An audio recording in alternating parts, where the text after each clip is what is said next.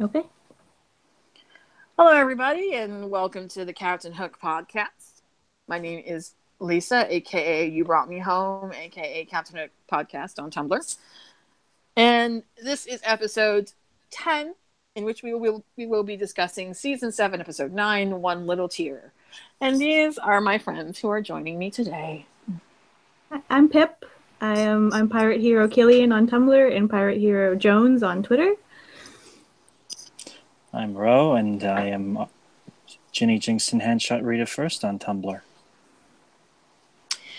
Daniela could not be here today, but she definitely did leave me some questions about episode 9. Before we get into that, however, I also got some feedback from an anonymous poster having to do with some fandom stuff in general. So I'll go ahead and go through those.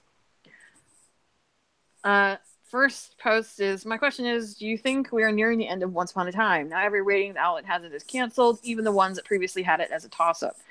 Honestly, if this is the last season, I'll be okay. I just hope the writers get enough of a heads up so they can hopefully bring back Jen, Josh, Ginny, and all the residents of Storybrooke for a series finale to honor the entire show.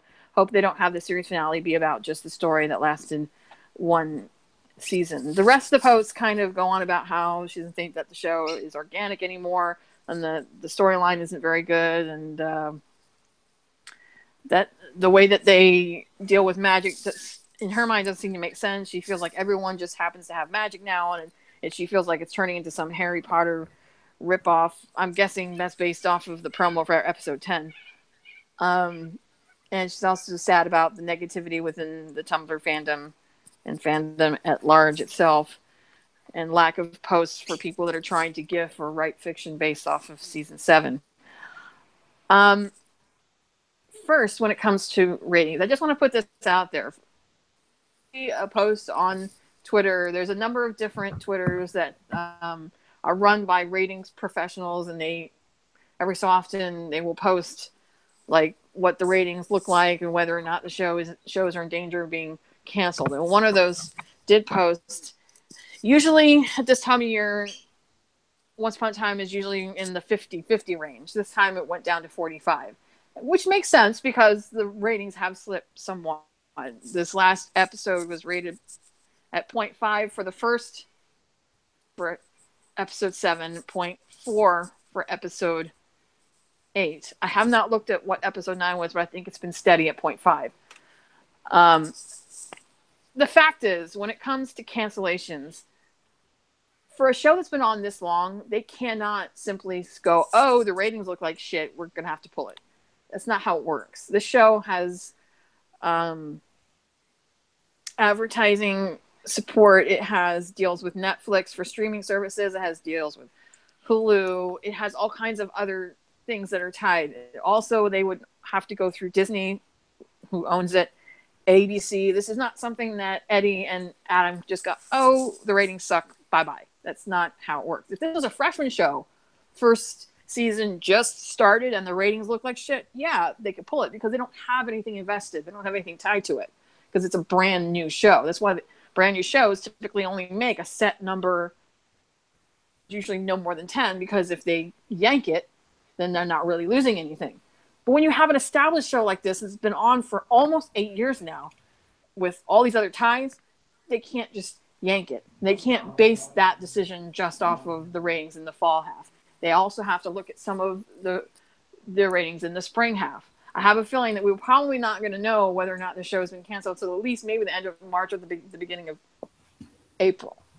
They have to look at least some of the ratings for the episodes going into the spring half first to see if it's holding up.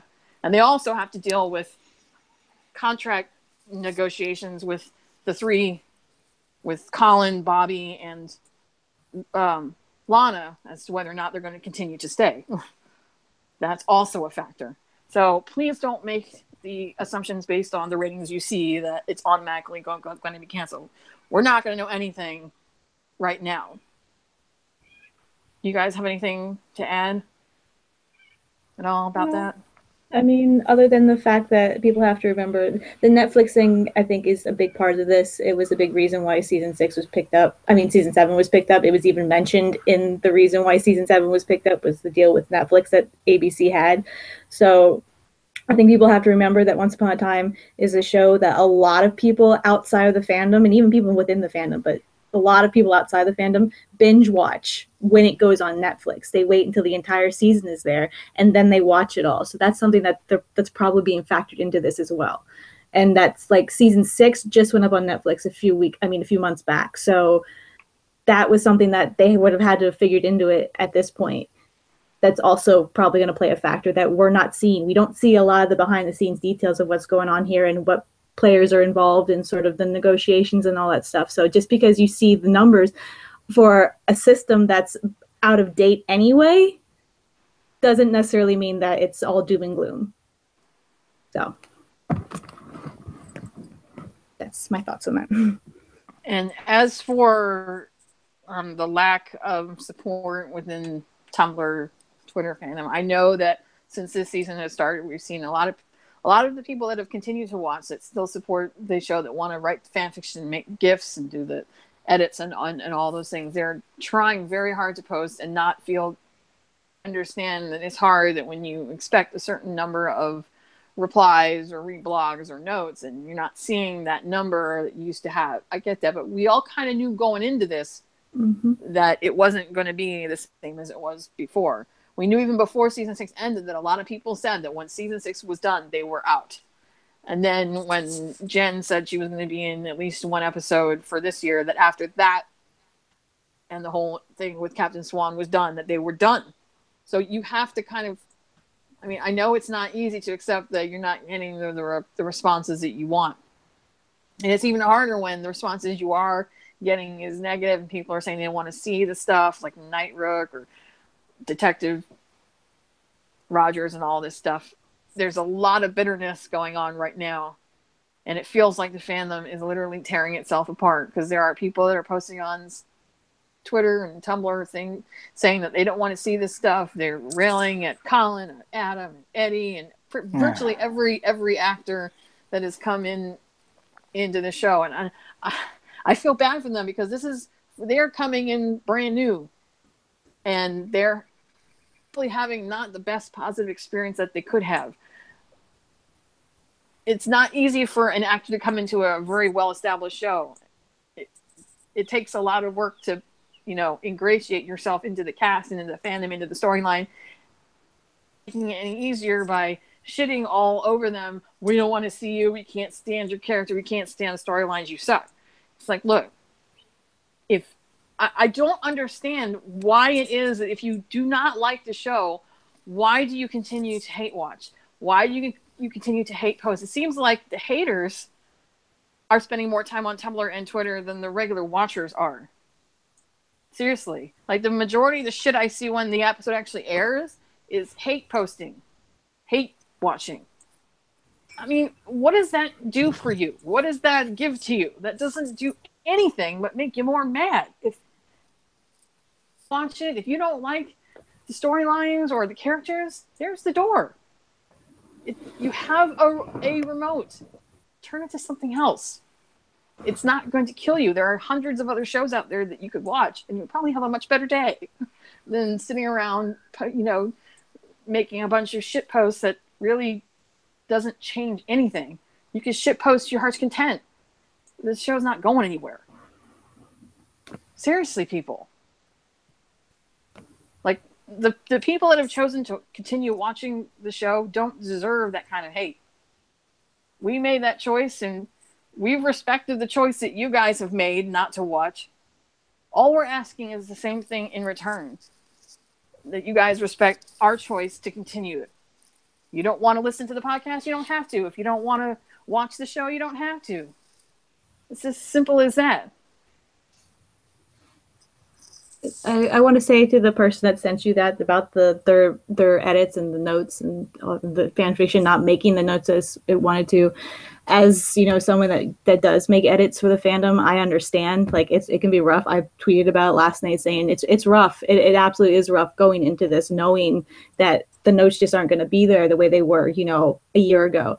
But I knew that going in, and you need to understand when you're doing this that you shouldn't be doing this just for the notes. And I'm not saying notes are bad. Notes are very, very, and they're a way to see where, the judge how the fandom is reacting to stuff. But it shouldn't be the be all end all. And people shouldn't be stopping making content because the notes aren't there. Like, I'm never going to stop making GIFs of this show because I love it. And I do it for me as much as I do it for the other people. I love being able to sit there and capture those little moments. I make Killian and Colin GIFs, so I love being able to sit there and capture those little moments, those moments of his amazing acting, and be able to share that with people and be able to capture just that moment instead of just an entire scene. So don't get discouraged. The fans are out there, and the fans that want to reblog it and want to support you are going to support you. Even the people that aren't watching, because I have several people that have come to me and said, I'm not watching this season, but I still love your content and you still make beautiful work, so I'm still going to reblog it. So your fans are there, and the people that want to reblog it and share your stuff are there. Make it for them. Make it for yourself, and don't worry about whether or not it makes, whether it makes, 50 notes or 1,000 notes. It shouldn't make a difference. You should be doing this for the content itself, not for the recognition you get for it. As much as the recognition helps, it shouldn't be the only reason you're doing it. So my word of advice is just keep doing you and just make your stuff, and the support is going to be there from the people that matter in this case. So exactly. That's my thoughts on it. Ro, any thoughts? Well, it's like you said. I mean, it's really too early to tell whether it's the last or not. I mean, I like watching. I want to see what happens next. But if it is the last, I won't be broken up about it. I mean, a lot of the characters I like are progressing in a good way. So, I mean, if they resolve things, then I'll be satisfied enough. And the characters that I loved for all those years, some of them have moved on. The actors have moved on. If they're happy, then I'm content with how things turned out for them. Okay. Well, now moving on to the meat. Episode 9, One Little Tear. In this episode, this is big time revelations. Mm-hmm. We've got a lot of information in this episode, a lot of backstory having to do with Rapunzel and Anastasia and Drizzle. This whole story about how Anastasia got hurt, why Lady Tremaine is such a hose beast, and all kind of leading into why she's doing what she's doing right now. So with that, we also got some interesting interactions with Rogers and Weaver. Weaver is starting to realize that whatever Lady Tremaine had promised him as far as the Guardian is not coming to fruition. So Rogers gave him an ultimatum: either you tell me what's going on, or I'm going to investigate it myself. And you know me, if I start, I'm not going to stop. So all you guys out there that ever wanted a golden hook kind of hookup type thing, like a bro, whatever, looks like he might be going down that road. Although whenever Hook gets his memories back, I don't know if that's going to last. But anyway, so the first question that Daniela sent is, what were your thoughts on Lady Tremaine being Rapunzel?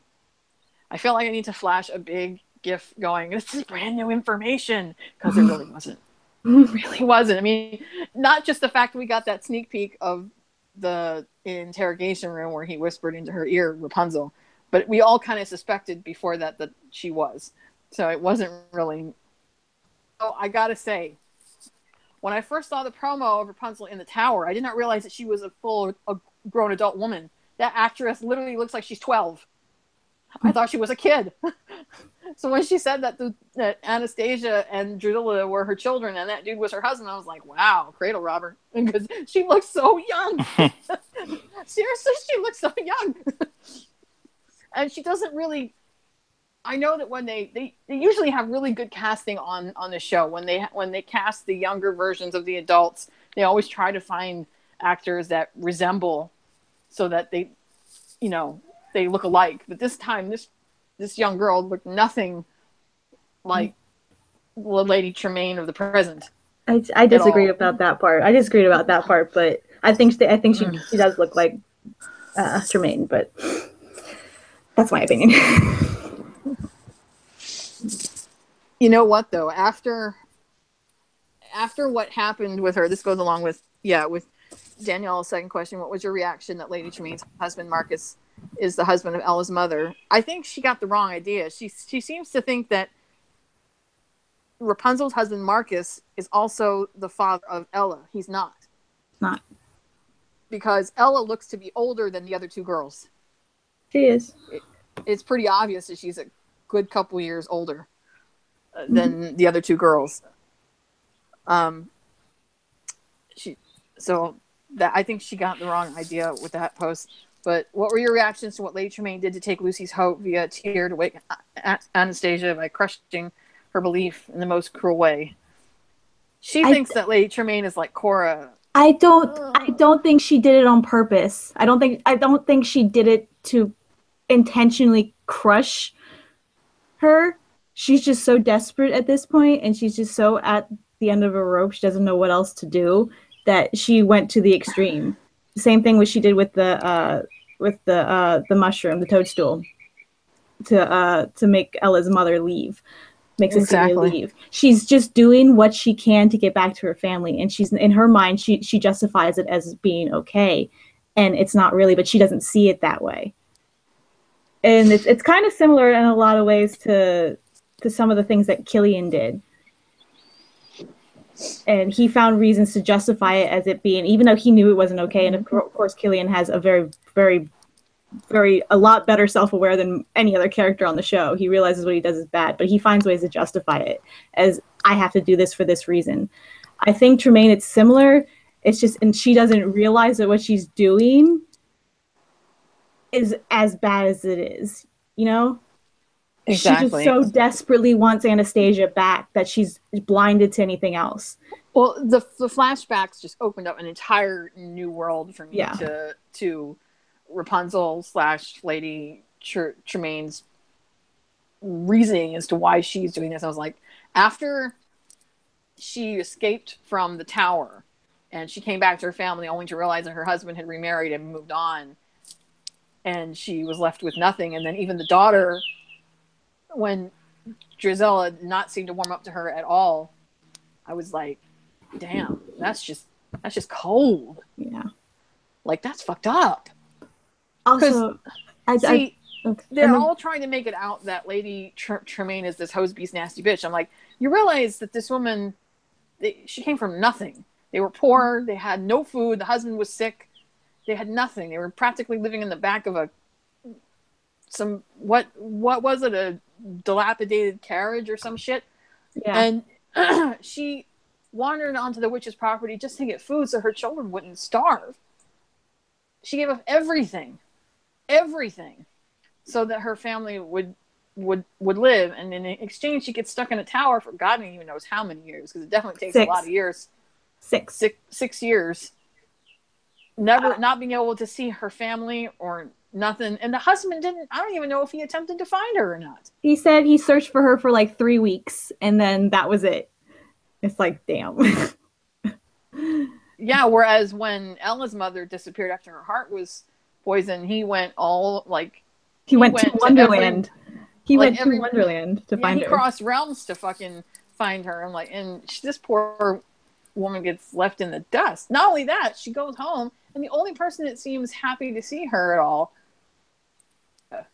Now, I know some people are wondering why Drizella didn't warm up to her. It seemed to me, I think that Drizella was very young. She's the youngest. Mm-hmm. She was the baby, and she was very young when her mother disappeared. Maybe even a small toddler, so she might not have a whole lot of memories of her mother. She's probably had more time with the stepmother and has had more of a close relationship with her stepmother. So it was hard for her to I guess, accept her real mother coming back into their lives and everything being changed. But what I didn't understand was Rapunzel was going out of her way, doing everything possible to reestablish a relationship with Drusilla, and Drusilla just like shut her out for no apparent reason other than she was. I mean, You have she's to been completely selfish. you have to remember though that the reason why Rapunzel's family was able to survive and live comfortably and be the way they were was because of Gothel's magic. There's magic in play here. And of course, we've already seen that Drizella slash Ivy is now Gothel's little pawn. So it might have been something that Gothel put into motion. It's possible. But there's also some things about Gothel that I'm not entirely sure. Because Gothel had said when Rapunzel came back wanting to find some way to get rid of Ella's mother so she could have her family back, Gothel had said to her, I was looking for a hero to be the guardian, someone pure of heart. And I'm like, wait, does this mean that you're actually good?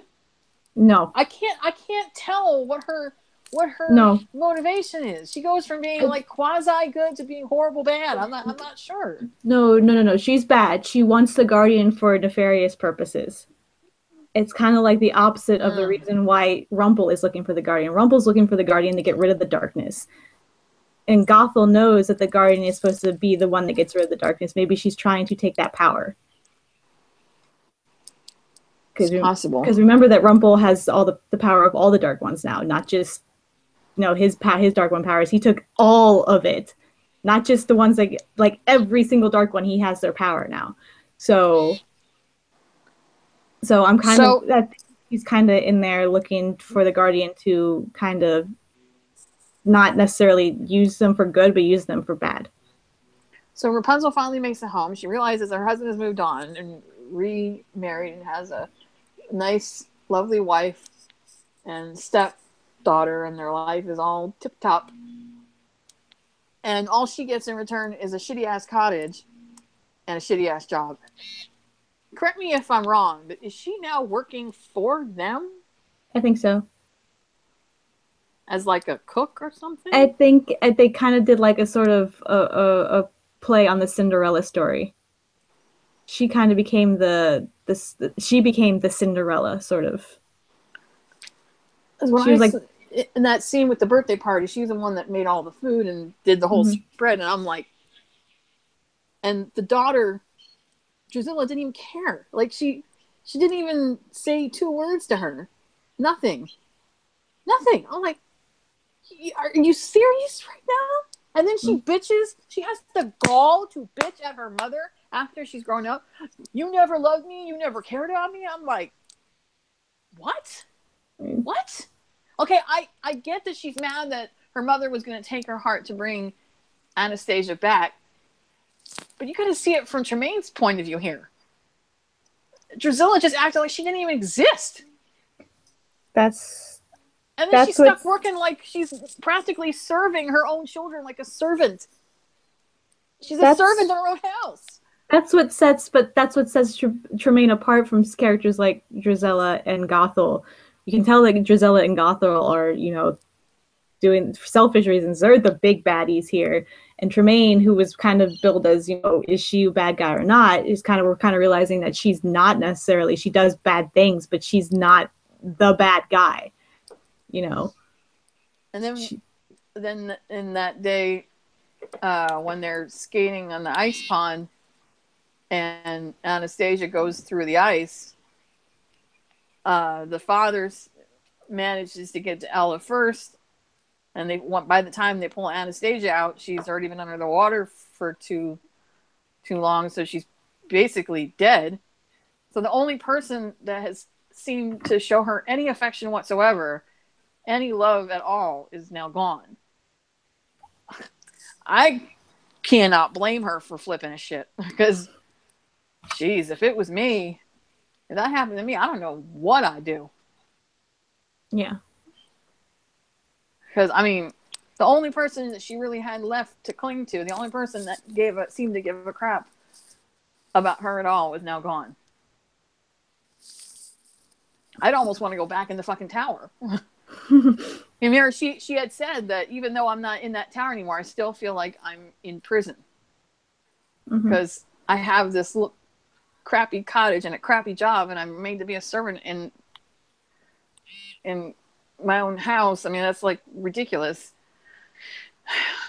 I mean, I'm not condoning her poisoning Ella's mother's heart. Not at all. I mean, yes, that was the wrong thing. She shouldn't have done it. And I'm not condoning what she did to Lucy either.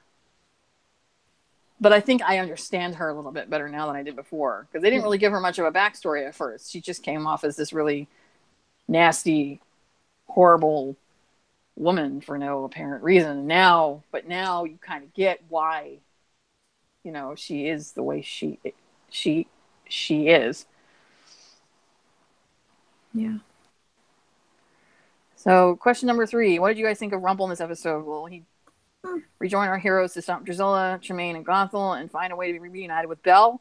Or will he go back to his evil ways and ally himself with Gothel, not caring if he dooms our heroes even more like the old Rumple that he was? Nope.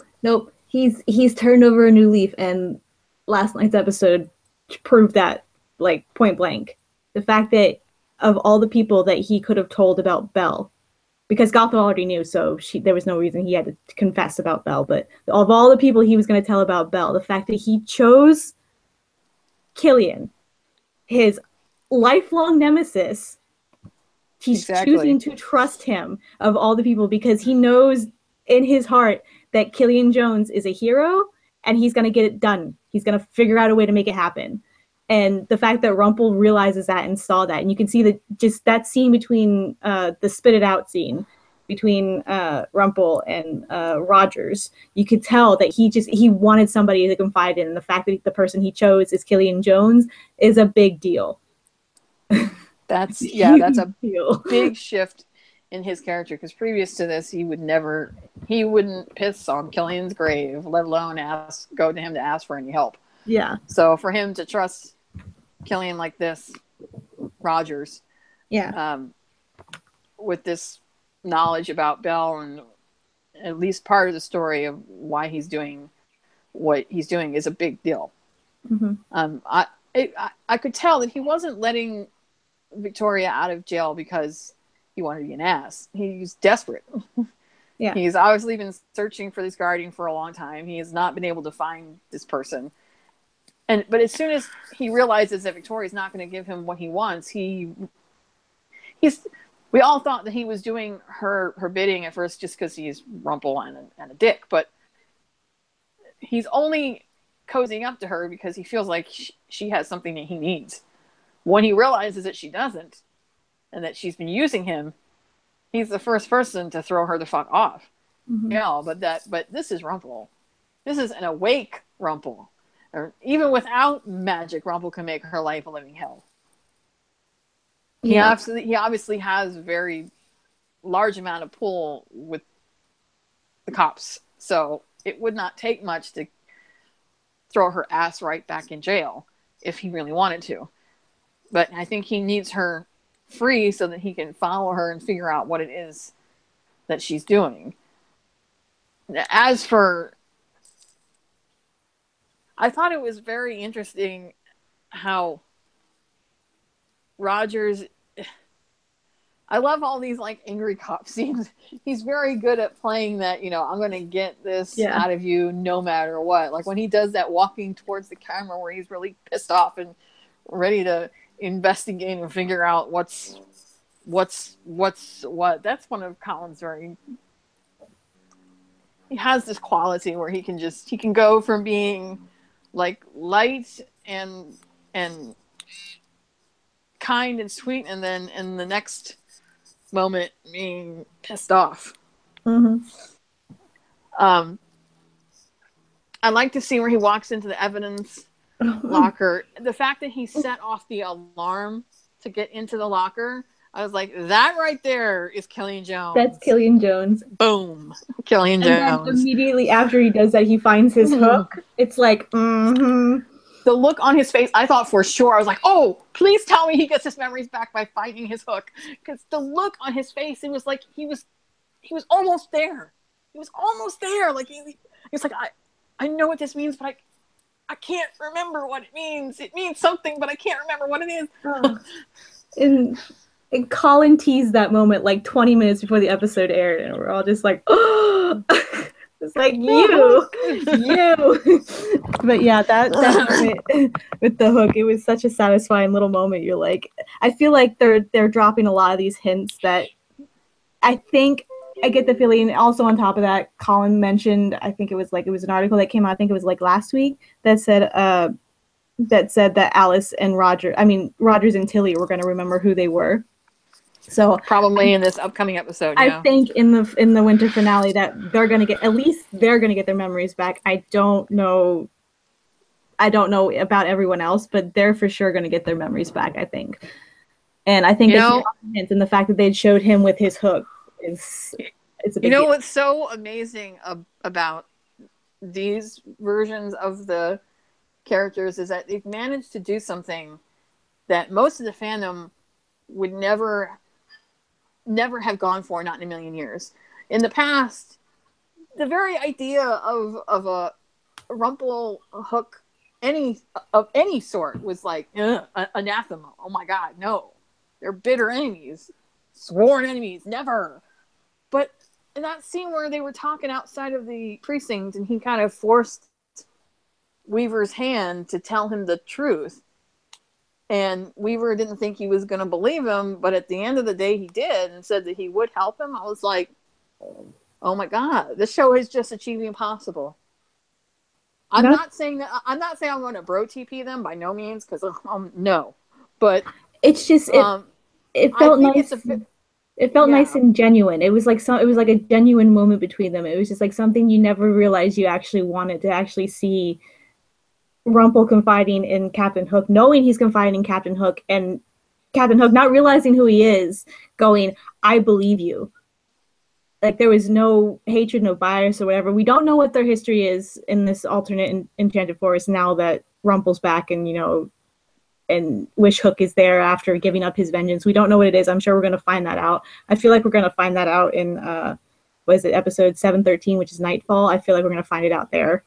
That's just because that's obviously a Killian-centric, and they're just the filming stuff that we've seen this past week. I feel like their history is coming up, like what their history is now in the Enchanted Forest. But to see this genuine moment, it was like so satisfying, and I didn't know I wanted it. And just to see, I actually felt for Rumple in that moment, and I would never thought that would have been possible. But to see that, and to see Killian go, I believe you. I shouldn't be believing you. This is absolutely freaking ridiculous, but I believe it. And it was just like, yes.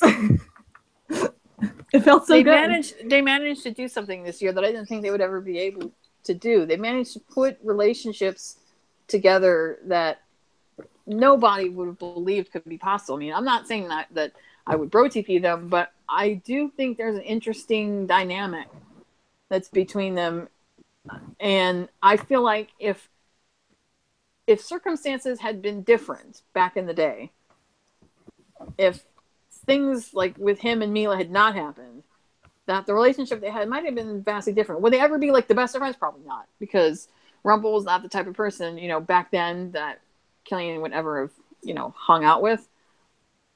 But it's just interesting that their dynamic is not besties, but like a mutual respect, kind of, which you would not have seen coming, because Rumple don't respect nobody. Like, Rumple thinks he's better than everybody in the world, except maybe Belle.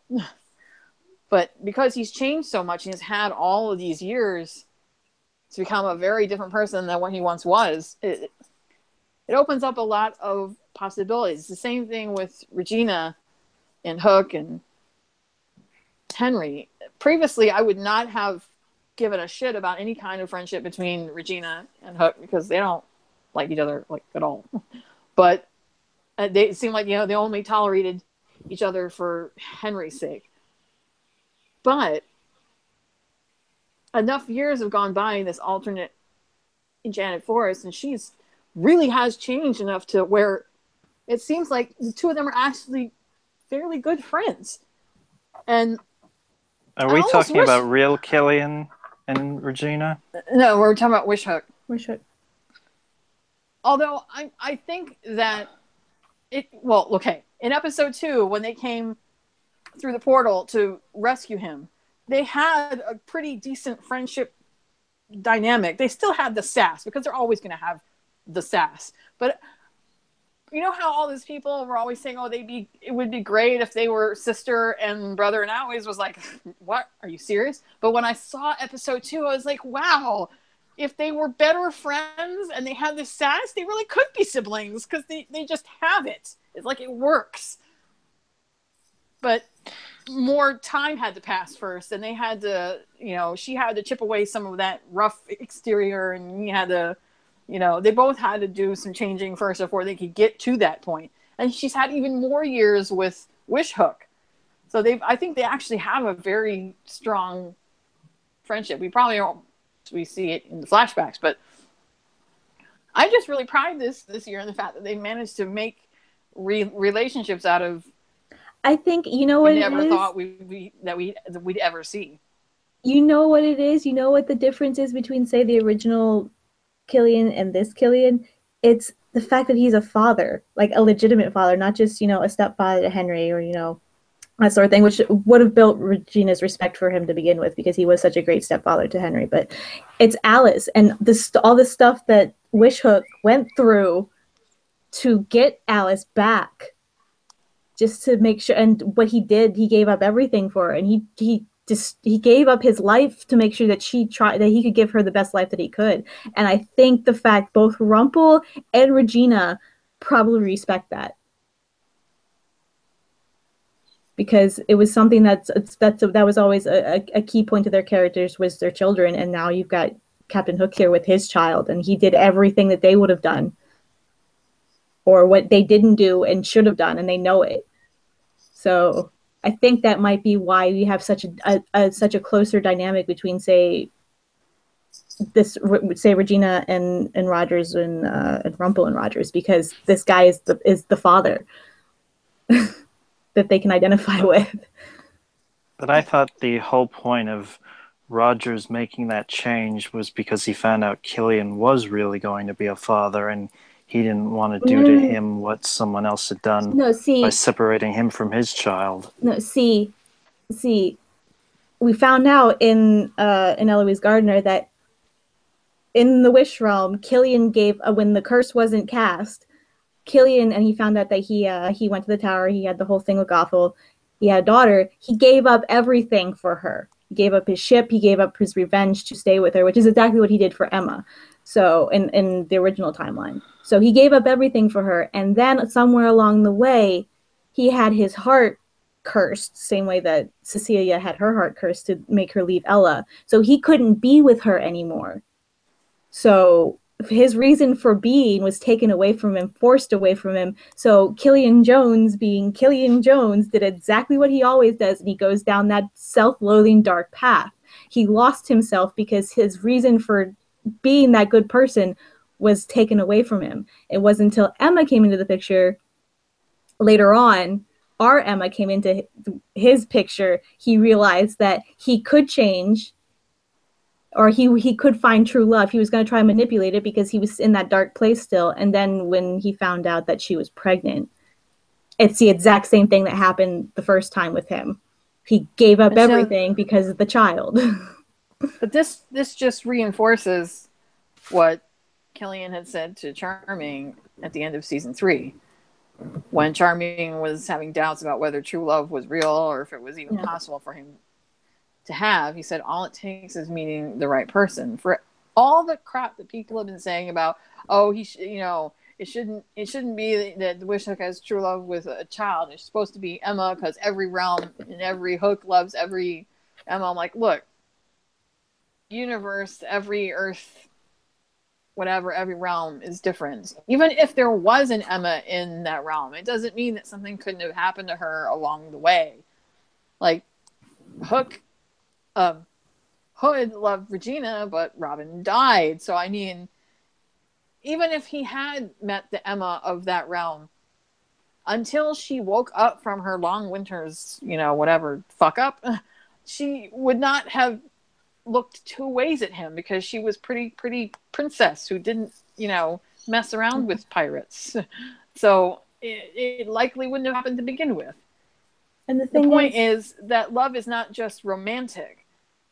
Meeting the right person doesn't just mean a romantic, like a wife or husband. It can also mean a child.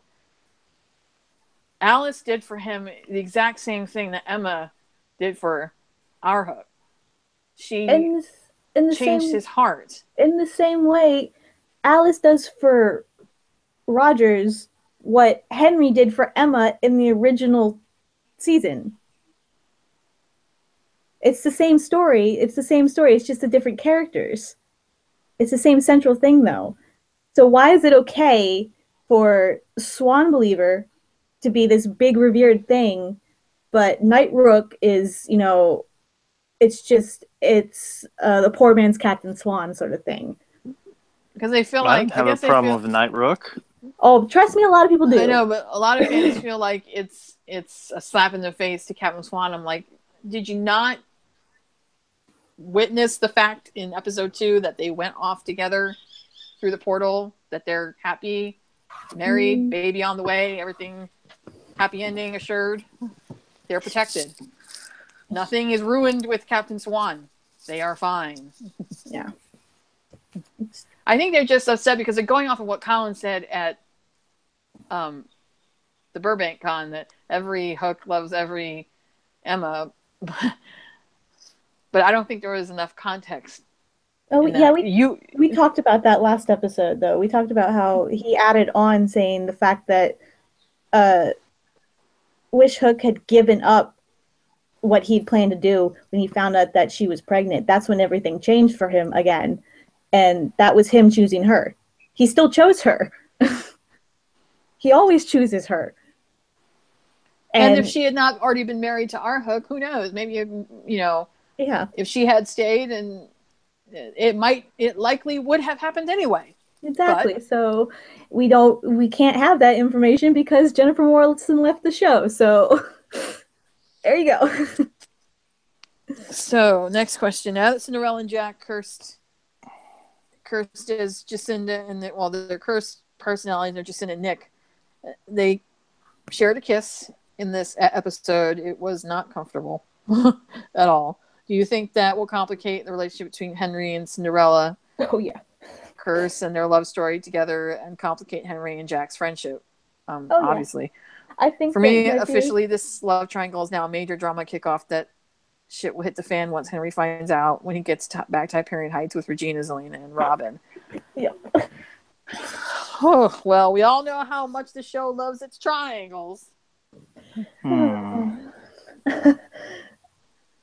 Henry's gonna have such a rough time when he gets back. He's gonna find, because we don't know because Lucy, obviously something's happened to her. He's gonna come back to that, and then just, you know what? This is literally like the same. I mean, okay, it's not exactly the same as what happened with Snow and Charming and Will, because Snow literally slept with Will while she was cursed and did not, because she didn't know she was married. But the point is, even though it happened, Charming did not falter, angry, but he forgave her for it. I know. He might not ever forgive Will, but he forgave her for it because he knew that it wasn't her fault. She was cursed. Yeah. But I'm just saying, but poor Henry, he went off. He let Ronnie convince him while he was drunk to go on a road trip to San Francisco or wherever they went. And imagine him, coming back after going on this road trip that he agreed to while he was hammered. He agreed to this. He comes back and he finds out that Lucy, his supposed daughter, is now in some sort of coma, and Jacinda's been making out with Lucy's supposed real father, and it's just, he's gonna come back to a mess, and I feel bad for him. I feel terrible for Henry. Yeah, it's definitely gonna suck. He's not gonna be happy about it. But once the curse breaks, I mean, because it's obvious that Nick in this situation is the Catherine. Okay, so when the curse breaks, I don't think he's gonna falter for it. He might, be like, really? Obviously, he might give Nick a good sound punch in the face, but he's not gonna lose a friendship over it, because I think at the end of the day, after having been through all the curses he's been through, and having already seen this with his grandparents, he'll know that it wasn't their fault. That it was, they were cursed and they didn't know, and that if they weren't cursed, they wouldn't have done that. Because it seems like the friendship he has with Nick is pretty. They have a pretty tight friendship. So I don't think that if Nick knew who he really was, that he would have done that. But it wasn't so much. It's not so much about how it affects Henry. It's more how it affects Lucy, because all Lucy saw was the video of it on Tremaine's phone, and that kind of screwed everything up. That's how she managed to finally crush Lucy's belief in fairy tales, by telling her that they were real, but at the same time telling her that they don't always end the way you want them to end. They're real, but they suck sometimes. Yeah, they suck. But Lucy had no context to what happened in that kiss. She literally only showed the kiss. She didn't show what happened afterward. That Jacinda told Nick that was wrong and that they shouldn't have done that. She cut it off before any of that actually went down. And then when Lucy went back home, the very moment that Tremaine dropped the tear onto her forehead and Anastasia woke up, Lucy passed out. I was like, oh, look, it's the apple tart all over again. Mm-hmm. It's the turnover. So does that mean that Henry is going to be the one to give her the kiss of true love type thing? I think so. Probably. And wake her up? Probably. I don't know if that's going to happen in episode 10 or if they're going to stretch it out. Well, they can't. They really can't, because since this sleeping curse or whatever it was happened in the real world, if it was in the Enchanted Forest, she could be like that for years. But because they're in the real world where magic is flighty, if she's not woken up in a certain amount of time, she'll die. Mm-hmm. They already established that with Henry when he was put under the sleeping curse at the end of season 1. That if he wasn't brought out of it in a certain amount of time, he almost died. So they have to do something. I have to believe that. Well, he was cursed. Yeah. I have to believe that at the end of this next week's episode that they will be able to wake her, because I don't want to see the consequences if they don't. I think once Rumpel realized from Gothel, do you know where your grandchild is? Or was it great-grandchild? Jermaine? Yeah. Do you know where your great-grandchild is? That was Gothel. Oh, shit. That's why it's become more imperative than ever for Ronnie and Zelena and all them to get back there so they can do what they need to do. So in the promo, looks like we're going to get some Enchanted Forest flashbacks as to what became of Zelena and Robin after everybody got their happy endings. And Regina meeting up with Zelena to ask for help. Now, we all know that Zelena no longer has magic because she sacrificed her magic to help defeat the Black Fairy. But it appears that her daughter Robin does, which makes sense because her mother has magic, so she obviously passed it down. Now, harkening this back to the other question that the anonymous person asked, was saying it felt to her like everyone in the show seemed to have magic. And that's not necessarily true. The rules for magic, at least how it's passed on, are very rigidly defined. You either are born with magic, like Robin and Zelena and Emma, or you are taught it, like Regina and Cora. But even those that are taught it have to have an affinity for it. You can't just wake up one day and say, I want to learn magic, and just pick up a book and learn it. You have to have some sort of emotional affinity or natural ability to learn it. Cora obviously had it. She had the motivation, she had the affinity, and she had the natural talent for it. Did Regina. Not everybody does, because if that was true, then everybody would have magic.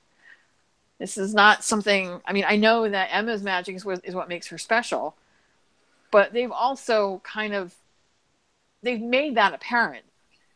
The way that they define Emma's magic is very different from the way that they define Regina's or Zelina's magic, because Regina and Zelina can use can lose their magic if they use too much of it. Emma is totally different. It's tied to the fact that she's a savior. She literally has to use the shears and have it cut away. That's totally different. And her magic, like Aladdin's, is raw, like extremely strong. Like she can do all kinds of. I don't even think they've touched the surface of what Emma is truly capable of. The show never got that far, probably because they didn't have the money to spend on all the CGI graphics. But if they had, they could have shown a lot more of what she was really capable. I mean, you remember in season 3, episode 17, when Regina took her to that bridge to help train her, and she pretty much dropped her off the bridge, and she not only did she keep the bridge from falling, she literally was levitating on the bridge. I mean, she has a lot of raw magical power. Now, I don't know what the deal is with episode 10. I know that Regina goes to ask Zelina for help, but because Zelina doesn't have magic, obviously Robin's the one that's going to have to help her. So it's what? Witches against witches or something? Yeah, the episode's called The Eighth Witch, so I'm kind of wondering, who do we know that are witches? We have Gothel, we have Drizella on that side. I don't know who else is on that side, but we've got Robin and Regina. I'm trying to figure out. Okay, so that's 4. I guess maybe there's something about Zelina. Maybe she got her powers back somehow. Maybe Robin helped her get her powers back somehow. I don't know. So at the very least 5 that we know of. I'm wondering why it's called The Eighth Witch. I have no idea. I'm sitting here going, I'm wondering if Alice has magic. Because it's possible, since Gothel has magic, it might have been passed down to her. And I know a popular theory is that Alice used magic to get out of the tower. Like, used mere magic to go to Wonderland to get out of the tower. That was... Or she's the guardian. She's the guardian. I have seen that theory floating around, but like I said before, I'm not going to speculate, because we don't know if the guardian's a male or female. We don't know if it's a child or an adult. I'm not speculating. I just think it's fun to entertain the idea of either Alice or Killian possibly being the guardian. They did say last night that has to be someone pure of heart, and Killian obviously isn't exactly pure of heart. So, so I don't know. Other people were saying that it might be Anastasia, because she had been described. Lady Tremaine had described her as being completely pure. Yeah, like without a guile. She was guileless and without a horrible bone in her body. But we got to remember, though, when Rumple first came back from the edge of time to find the guardian, who was the first person he ran into? He ran into Alice. And I don't think that's a coincidence. Also, he's been very protective of Alice in Hyperion Heights, and he's been protective of Rogers in Hyperion Heights. So I'm thinking it's tied to one of those two somehow, which would be I think would be a bit poetic, that the person that took away Rumple's darkness is someone connected to his lifelong enemy. The person who was going to take away his darkness was right in front of him the entire time. The only person who truly knows who he used to be. Before he was. Yeah, the only person left around that would know who he was before he, and has seen him with Belle, or well, in some sense, because this Killian hasn't, but you know what I'm saying, in its sort of overall sort of scope. Danielle also spoke about the relationship between Drizella and Gothel. It seems like she thinks Gothel might backstab Drizella. Oh, absolutely. But also Gothel taught her very well, and that Drizella might outsmart and play Gothel, against her own game, Evil Queen style. Drizella is definitely very smart. That's for sure. I don't think they're besties. I think they tolerate each other. barely.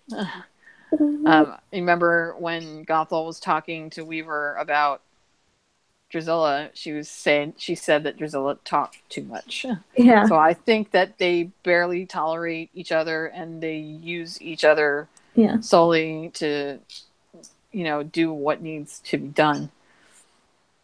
Yeah.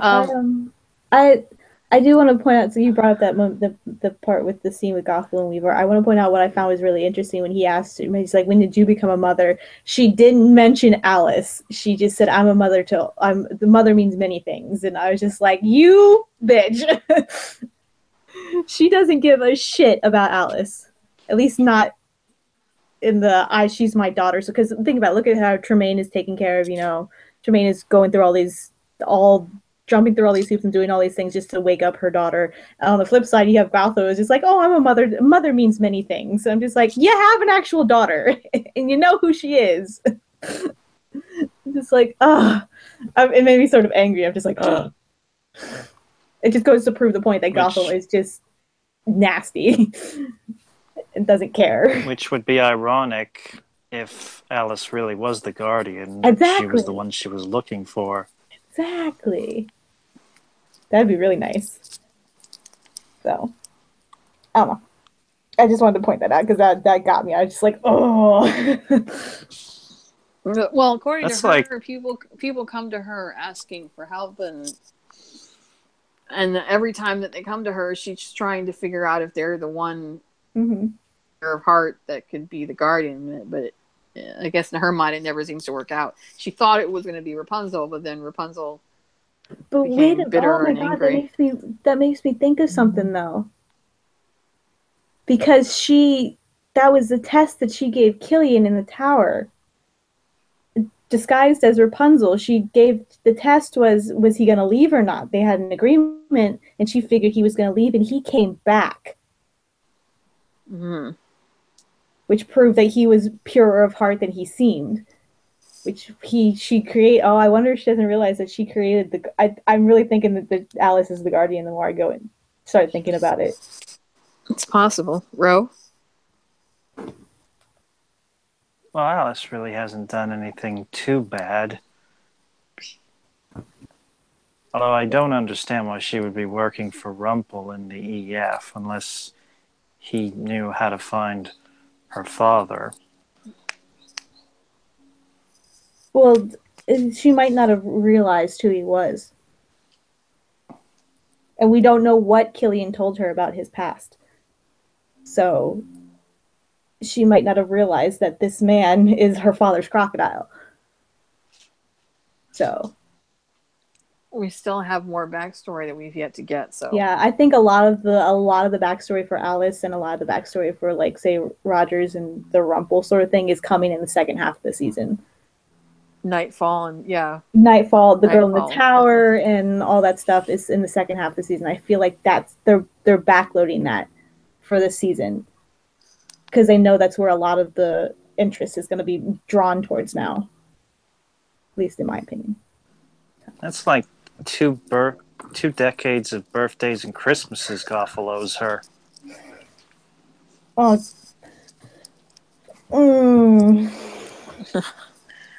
Yeah, that's not going to happen. Yeah. Yeah. In the promo for next week's episode, Killian with his hook at her throat in the promo. I was like, boy, yes. This is baby. This is my aesthetic. This is my aesthetic right here. You get your anger out on her. I'm all for it. The way he sneered at her too, I was just like, yes. Yeah, baby, you get you some. Get you that vengeance, baby. Get you that vengeance. Yeah, I was like, I felt like the moment in Mulan when Mushu's like, oh, my little baby's going off to war to kill people. I was like, that's what I feel like right now. Watching Killian with this woman, I'm just like, yes. So, any final thoughts before we call it a day? I wanted to say something. I mentioned this on Tumblr, and people are it's got more response than I thought it would, which is just great. But I was saying how the writing for this season is really, really solid, and I mentioned in my tags on the post on Tumblr that I can fully understand why Colin says this is one of the best seasons of the show, because I think it is. Like, in the past when I watched the seasons, I watched as I was here for specific storylines and that was it. And I kind of just tolerated the storylines around it. I was here for Killian and I was here for Captain Swan and for Emma's story. That's it. And all the rest of the stuff kind of sort of, I was just like, if I enjoyed it, I would appreciate it. But if I didn't, I kind of just ignored the rest of it. This season, especially last night's episode, it was like so fulfilling to watch it because so many parts fell into place finally. So many pieces were put into the puzzle finally. And I was invested in it. Like, I really enjoyed Rapunzel's story. And it really made me connect to Tremaine that in a way we hadn't before. And I was just like, it's really solid writing. It's had some questionable moments. It's had some, I still don't like Jacinda. I don't think I'm ever going to like Jacinda. That's personal preference. But every other character in this season, I'm absolutely loving and I'm connecting to. And it's fantastic. And like I said on Tumblr, and I mentioned earlier, it's a shame that this is the season that people have decided to, rebel against for obvious reasons, for reasons that I respect and some that I think are sort of ridiculous. But whatever reason you don't want to watch, that's fine with me. But it's just sad this is a season that has to happen on because this season is actually one of their strongest, I think, in terms of overall storytelling. So, Ro? I feel like this episode was necessary to get the backstory on Gothel and all that because I was genuinely curious about all that. I feel like as these things have unfolded, I've taken like priority over certain arcs and storylines over which one I consider to be more relevant than the others. I mean, it's all connected, so I understand it, but at the same time, I'm just too interested in the stuff with Rogers and Alice to really to care about some of the other stuff. The Cinderella stuff, it's just there, and well, I mean, it's not why I'm watching. But I'm glad that it's just gotten out of the way now. And I have another question. So next week we're going to get like an update on what's been happening with Zelina and Robin, who I could see in the promo had a bow, which is ironic considering who father was. But before we actually knew who it was Adam and Addie who said that this new female character would be a love interest for somebody. Alice? And process of elimination, yeah. But yeah. So they're probably going to meet in this episode. I hadn't thought about that. That's exciting. It doesn't surprise me that Robin would have a bow. I mean, as you said, considering who her father is. I mean, Zelina's a lot of things, but I don't think she'd be so intentionally cruel as to not make sure that Robin knows who her father was, and that, especially when you consider how Robin died and how he died. You have the sacrifice that he made to save them. So I'm sure she probably, as she grew up, told her everything she could about Robin and made sure that she knew that he was a good man, and probably. Can you imagine though if she is the love interest of Alice? If this is where the LGBTQ relationship is coming from, this daughter of Captain Hook and the daughter of Robin Hood, it's like fan fiction dreams coming true. Very interesting. And it would give Rogers and Tilly an excuse to go back to Storybrooke too. Oh my god! If Zelina decides to return to Storybrooke with Robin, it would give them an excuse to all go back. Yeah. Okay, that would be awkward. I don't think so. I think they would. I've seen it handled in fan fictions pretty well, like because that's a lot of the Nightwork fandom is like really supportive of the idea of Rogers and Tilly going back to Storybrooke and seeing the original Killian and Emma and the Captain Swan child.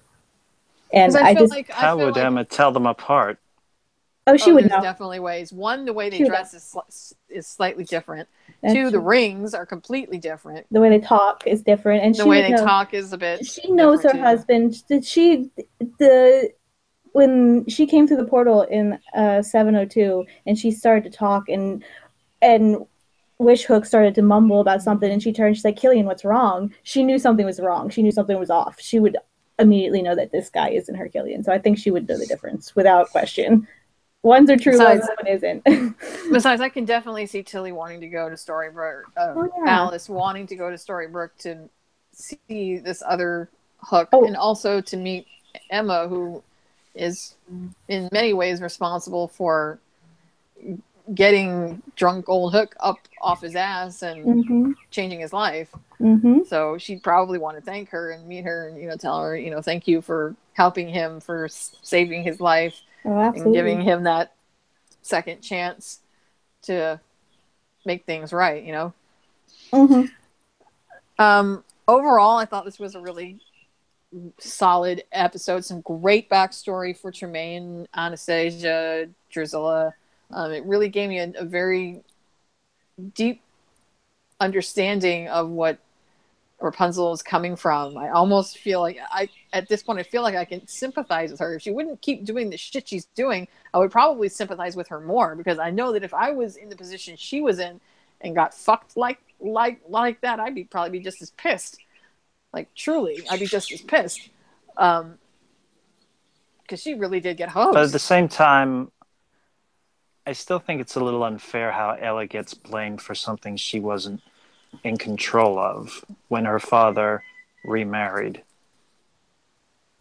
I know, but I think that Rapunzel there was nowhere else for her anger to go. The husband had already left off to find Ella's mother, so she was left taking care of these three girls, one of which couldn't even stand the sight of her. The daughter that did love her was effectively dead, and then of course there's Ella, who she doesn't really have much of a relationship with. I mean, and it is a lot of misplaced blame, because when you see in that flashback, the father jumped in there to save them, and the first one he pulled out was Ella, and it wasn't because he didn't care about his biological child. It was because, I'm guessing, Ella was the first one that he found. That's just bad luck, I guess. It's not Ella's fault, but speaking from the perspective of a parent, I can understand her grief. So, for lack of anybody else to blame, Ella is the only one left. It's sad, and it shouldn't be. Ella should not have to deal with all that mess. But I would like to think that if the husband hadn't been such a colossal fucktard and had actually given half a shit about where his wife disappeared to, because it seemed like at the beginning he knew that she wasn't the type of person who would just wander off and not come back, and he only looked for her for 3 weeks. That's it? Like, really? The guy, I think the logical thing to do would be just to blame Gothel, like Regina should have blamed Cora all those years ago. But no, they put it on a child who was not responsible. The husband was flighty at best, because after his second wife's heart was poisoned, whatever, and she left, within, I don't know, days, maybe weeks, he's already about to kiss his first wife again. I don't know about you, but that husband seemed a bit flighty to me. But apart from that, like, I very much liked that backstory. I liked the relationships that they're showing between Gold and Rogers, and I really hope that Rogers regains his memory really soon. He was so close when he got his hands on that Hook and evidence bag. I thought for sure that he would wake up. I really want him to wake up. It is super important that he does. Gothel, as time goes on, seems to be getting even more interesting, and I just want to understand exactly what her motivations are. Emma Booth is a treasure. Like, this chick, I didn't, it's been a long time since they've had a really good villain on the show, probably since Pan. Plays that shit perfectly. She's a treasure. Best thing that happened to this show since Pan, for hands down. Oh yeah. Apart from that, I I think we need a little more backstory with Drusilla to understand why she didn't seem to warm to her mother being back. I don't understand that. I need some more context with that. That doesn't make much sense. But you could tell when she walked into the hospital and saw that her sister was awake and how much her mother was happy and was holding her. There were tears in Drusilla's eyes, not just because Anastasia was awake, but because she's seeing still that her mother was giving love to one, but not the other. But when you already know the backstory and the fact that Drusilla treated her like shit, it's hard to understand or feel empathy for Drusilla knowing what she's already done. It's very twisted and complicated. As for the love triangle thing with Nick and Henry and all that, I'm not invested enough in that relationship yet to really be all that particularly worried. But since they're playing it a lot like Snow and Charming, I'm not really all that worried about it, because same thing happened between them and it didn't really hurt anything. I don't think it's going to be that as big of a deal as people are making it out to be. At the end of the day, this mammoth epic love story is Jacinda and Henry, and I think it's going to stay that route. So I don't see that as a problem. Even if we're not sold on it. Well, I'm sold on it more when it's the Enchanted Forest flashbacks. When it's Ella and Henry, they have really good chemistry. But when it's Jacinda and Henry, I don't know. Jacinda just falls flat for some reason. Oh, and one other thing. Yes, Makia Cox was in like one scene. There's not enough Makia Cox on the show. There needs to be more Makia Cox and more Sabine and more Tiana on this motherfucking show. I think it's coming second half. Actually, it was 2. But still, there needs to be more Tiana on this fucking show. For real. I mean, her fugitive comment when Tremaine was at the door, when Victoria was at the door, I was just like, yes, girl. It was a fugitive good to see you.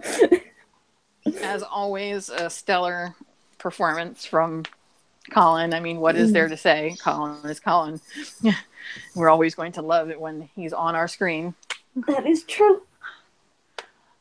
So we have one more episode coming up, episode 10, which is the fall finale. No. And we will be podcasting that next Saturday, and then we will be taking a hiatus until the show comes back. It's supposed to be coming back in March. I'm assuming the first week of March, which is what it usually does. And then I guess we'll go from there. Again, I don't know what the status of the show's future is going to be.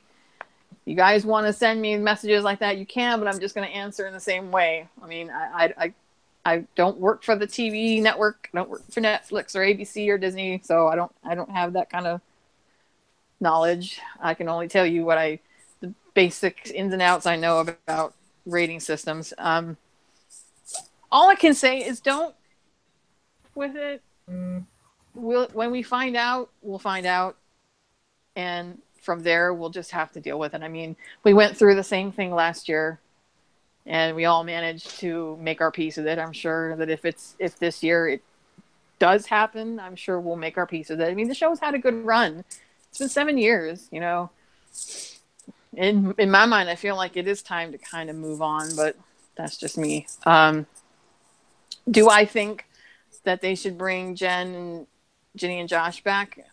You're talking to a Captain Swan. Of course I would love to see Jen come back to do Captain Swan, for sure. Will she? That's up to her. She didn't say no, but she didn't say yes either. Like she said, if she does come back, it will be on her terms. And depending on, if she has time. It seems like, based on what I've seen on her Twitter, she's kept pretty busy. So if her schedule allows it, she might. If she's busy, she might not. It seems like Ginny and Josh at this point are staying relatively Twitter quiet. Just kind of trying to be parents. Yeah, they don't have Twitters anymore, so they kind of can't say anything on Twitter.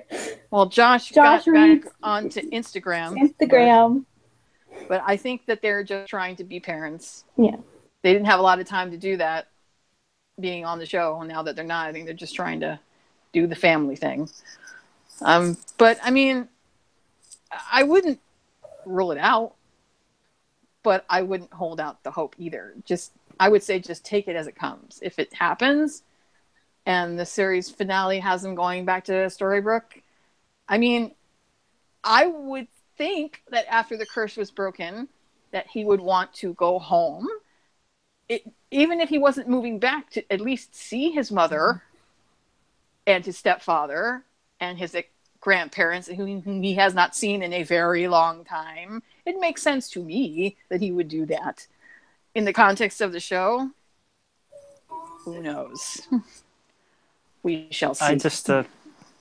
Yeah, I'm just gonna go with the flow right now. I mean, whatever happens is gonna happen. So, yeah. All right, guys. Well, we will see you all next week for our finale podcast. Keep the questions coming, please, but less on the complaining and more the genuine questions, because like I said, you guys can tell me whatever you want to tell me, but I'm just going to give you the same answers. I don't know what else you guys are looking for. So until next week, y'all guys, bye. Bye. Bye.